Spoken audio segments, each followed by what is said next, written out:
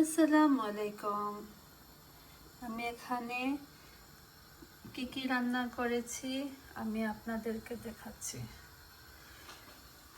এটা আমি রান্না করেছি চিকেন দিয়ে ফুলকপি, এখানে ইলিশা মাছ রান্না করেছি, ইলিশা মাছের ভাজি, আর এটা হচ্ছে ইলিশা মাছ দিয়ে মূলা তরকারি, আর এখানে হচ্ছে কেবেজ দিয়ে মিট কারি, এটা হচ্ছে শতকরা দিয়ে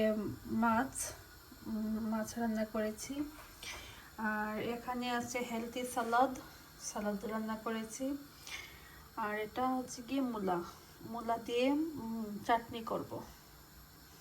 এই হচ্ছে আমার আজকের খাবার।